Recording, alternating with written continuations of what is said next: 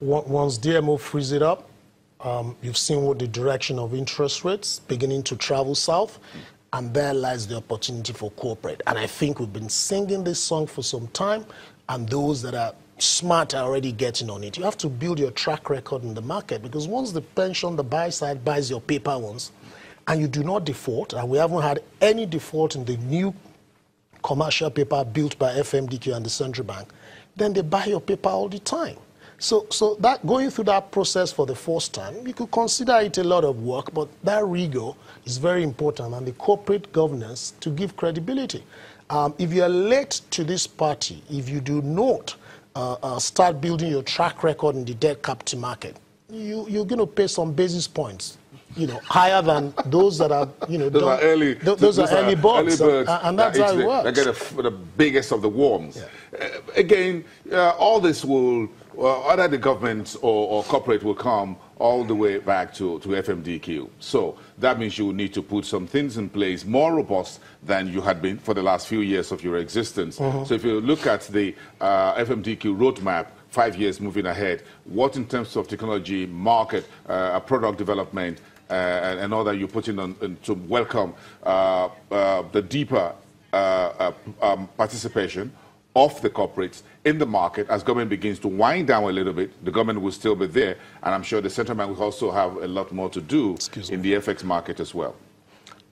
Thank you, Boston. In terms of technology, we're not just going to start. We started about 2 years ago, and we're hoping to deliver a proprietary market system bespoke to the markets to create efficiency for our members next year in terms of technology. And if you come to FMDQ and you see the technology people today, you won't even think Christmas is coming. They're extremely busy. We have consultants, and they're pushing out. The central bank executives are also there working to ensure that... You haven't put out the Christmas tree?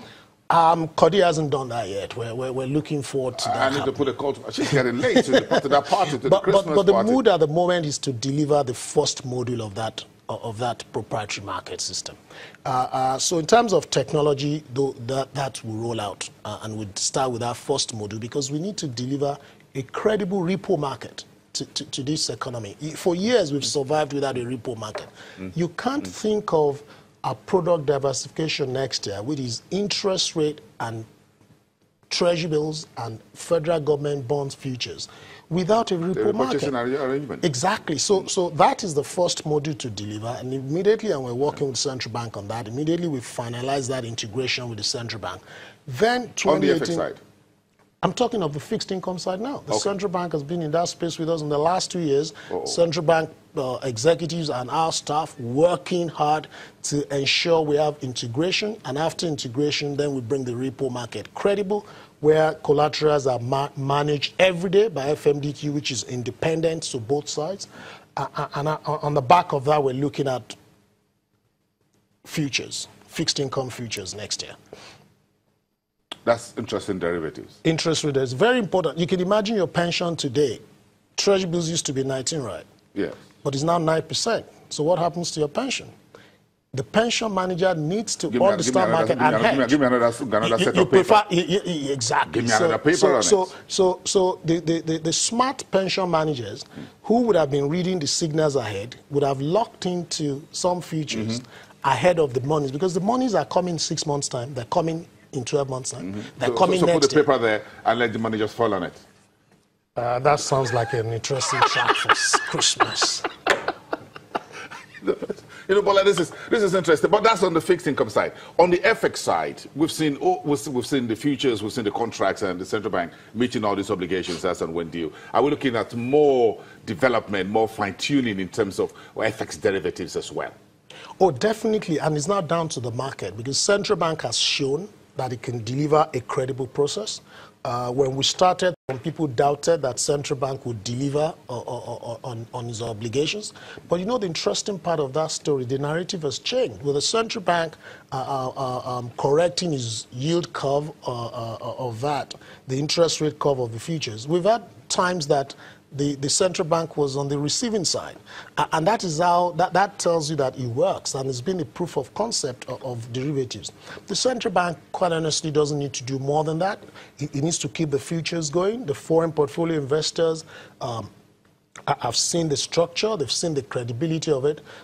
It's also a product that's delivered capital preservation to even foreign direct investors. So you can bring capital into Nigeria and hedge that capital.